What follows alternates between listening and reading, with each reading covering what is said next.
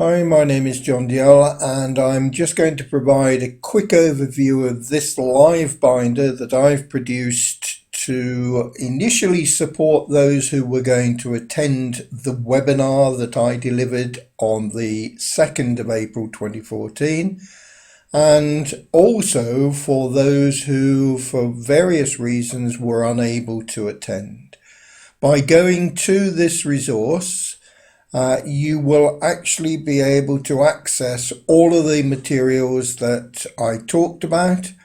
You'll be able to ask me questions and get support from me by using the communication channel.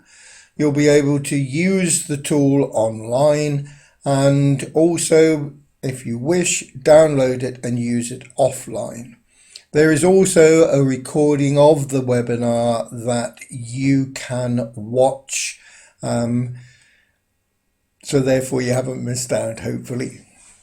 Very briefly, the first page that we're on at the moment, and I've resized it to make the video smaller, just gives an overview of the tool itself and the 5 things that are used when evaluating the content that you are going to put online.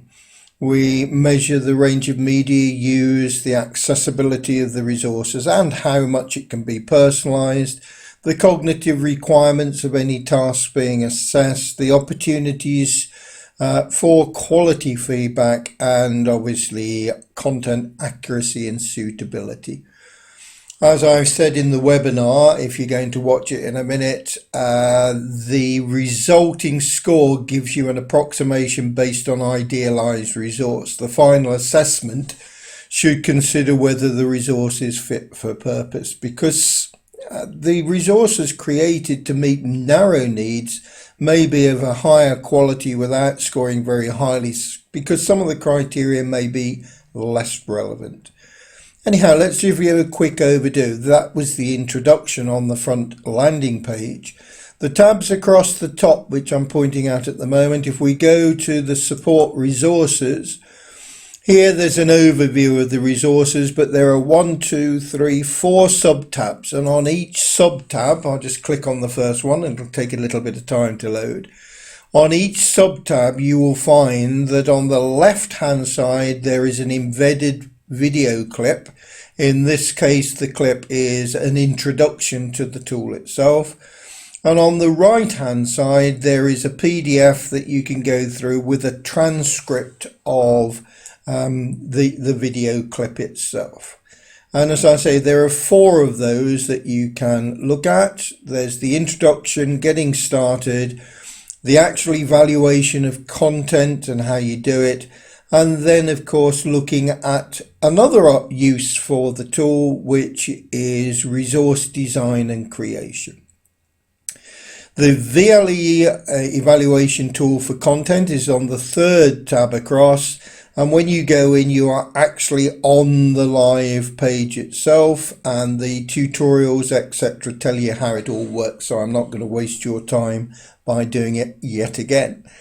The sub-tab download zip files. If you click on that, it actually gives you an overview and again a place for you to download. And if you click, just bear with me, you'll see that you have the opportunity to save that zip file.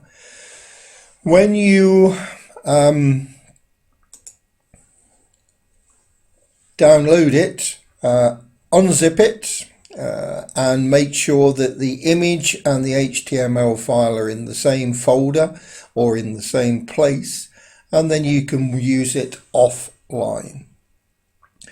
There was a pre-webinar activity, and again you'll be able to go and have a look at the results from that. If I click on this, you'll see it tells you from the 39 out of the 60 odd people that attended, it tells you what their jobs roles were, what sector they worked in, how they feel that they were currently able to evaluate the content of their online stuff and whether or not they've got it online. So there's the questions and the statistics, which you can look at your leisure.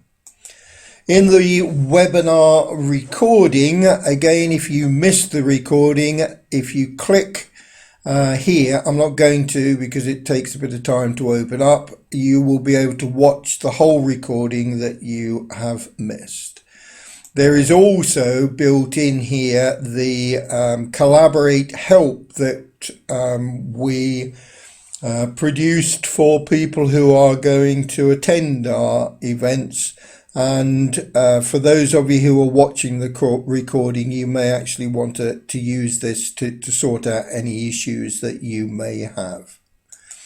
And last but not least, we have a Padlet here. Nobody's actually filled anything in yet, but here is the opportunity for you to double click and to type in your name, as I'm going to do now. You can put question or, sorry, let's do it again. Question or perhaps feedback or perhaps have you seen this, whatever you like. You can then write in text in this particular section. You could add a URL, you could upload files, and you can take photos from your webcam if you've got one, and then submit it by just clicking off and it will be in there. What will happen is I will get an email, hopefully within a few days at least. I will be able to respond to any questions that you have and provide any support. I'm going to delete that because it's not relevant to the chat that goes on there. The response will be just typed under whatever you put in, so do go and have a look yourselves. So that is the resource that you may find useful to evaluate your online content. It would enable you to have evidence that you have done a quality check. You are aware of things that you need to do to enhance the resources that you've currently got. You have an action plan to enhance them and to make them more inclusive and or enable the learners to make them more personalized and so on. Do give me some feedback and hopefully it will help you evaluate and improve online content. That's all for now.